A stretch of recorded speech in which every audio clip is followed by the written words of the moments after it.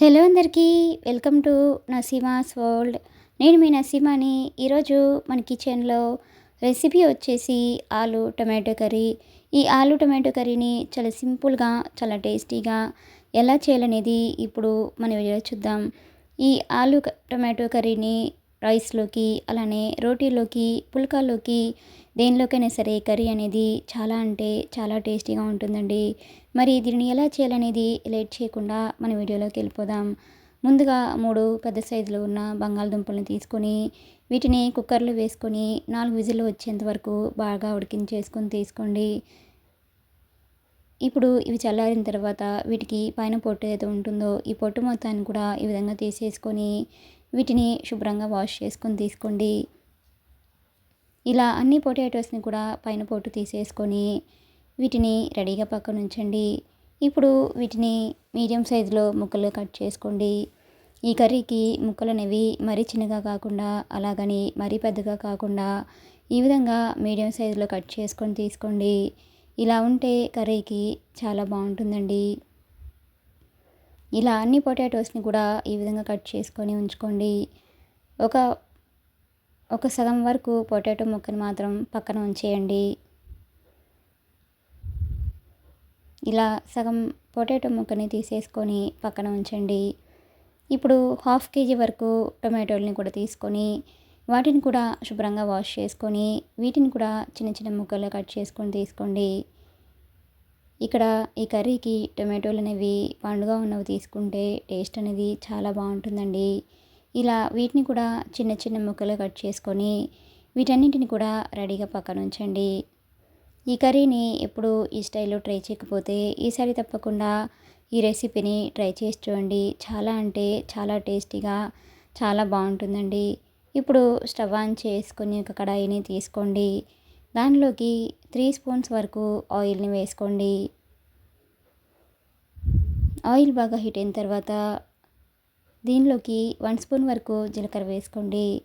అలాగే 1/2 tea spoon వరకు ఆవాలను వేసుకొని వీటిని ఆవాలు అనేవి చిటపటలాడేంత వరకు బాగా ఫ్రై చేయండి. ఇప్పుడు దీనిలోకి ఒక మీడియం సైజులో ఉన్న ఆనియన్ని ఇలా సన్నగా కట్ చేసి వేసుకొని ఫ్లేమ్ని హై ఫ్లేమ్లో ఉంచేసి ఈ ఆనియన్స్ని లైట్గా ఫ్రై చేయండి.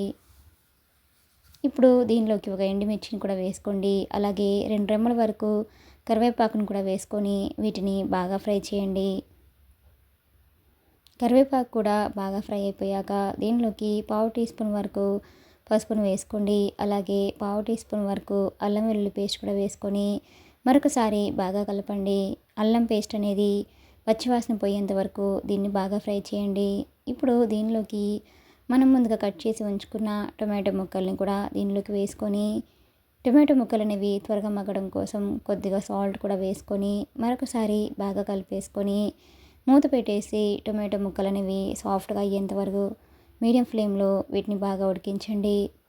చూడండి, ఒక 5 నుంచి 6 నిమిషాల తర్వాత టొమాటో ముక్కలు అనేవి ఇలా మగ్గిపోయిన తర్వాత దీనిలోకి 1.5 టీ స్పూన్ వరకు కారంని కూడా వేసుకోండి.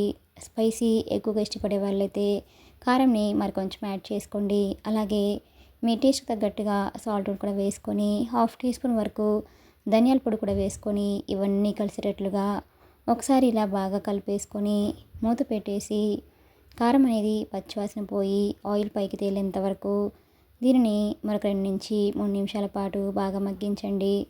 చూడండి, ఆయిల్ ఎప్పుడైతే మనకి ఇలా పైకి తేలుతుందో అప్పుడు దీనిలోకి మనం ముందుగా పక్కన ఉంచుకున్న ఆలుని కూడా తీసేసుకొని ఇలా చేతితోటి బాగా నలిపి వేసుకోండి.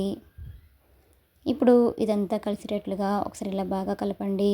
ఇలా చేతితోటి నలుపు వేయడం వల్ల మనకి ఆలు గ్రేవీ అనేది చాలా థిక్నెస్గా, కర్రీ అనేది చాలా బాగుంటుందండి. ఇప్పుడు దీనిలోకి మనం ముందుగా ఉడికించి ముక్కలుగా కట్ చేసుకున్న పొటాటోస్ ముక్కల్ని కూడా దీనిలోకి వేసుకొని మరొకసారి బాగా కలిపేసుకొని దీనిలోకి కొద్దిగా వాటర్ని కూడా యాడ్ చేసుకోండి. ఆల్రెడీ పొటాటోస్ అనేవి ఉడికించేసుకొని తీసుకున్నాం కాబట్టి వాటర్ అనేవి మరీ ఎక్కువగా వేయకుండా 1 గ్లాస్ వరకు వాటర్ని వేసుకొని మరొకసారి బాగా కలిపేసుకొని ఈ గ్రేవీ మొత్తం దగ్గర పడేంత వరకు మూత పెట్టేసి దీనిని బాగా ఉడికించండి. చూడండి కర్రీ అనేది మనకి ఇలా బాగా దగ్గర పడిన తర్వాత దీంట్లోకి చివరగా హాఫ్ టీ స్పూన్ వరకు గరం మసాలా కూడా వేసుకోండి. అలాగే సన్నగా కట్ చేసి ఉంచుకున్న కొత్తిమీరను కూడా వేసుకొని మరొకసారి బాగా కలిపేసుకొని స్టవ్ ఆఫ్ చేసుకోండి. అంతేనండి, ఎంతో టేస్టీగా ఎంతో ఈజీగా ఉండే ఆలు టమాటో కర్రీ అనేది మనకి రెడీ అయిపోయింది. చూడండి కర్రీ అనేది చాలా థిక్ గ్రేవీతో చాలా బాగుంది కదా అండి. ఇలా రెడీ అయిపోయిన ఈ కర్రీని ఒక సర్వింగ్ బౌల్లోకి తీసుకొని వేడివేడిగా రైస్లోకి అలానే రోటీలోకి సర్వ్ చేసుకుంటే ఆ టేస్ట్ అనేది చాలా అంటే చాలా బాగుంటుందండి. మీకు కూడా రెసిపీ కనుక నచ్చినట్లయితే ఒక లైక్ చేయండి. అలానే లైక్ చేయడం మాత్రం మర్చిపోకండి. Please subscribe my channel, like, share and comment. మరిన్ని మంచి మంచి రెసిపీస్ కోసం మన నరసింహాస్ వరల్డ్ ఛానల్ని సబ్స్క్రైబ్ చేసుకోండి.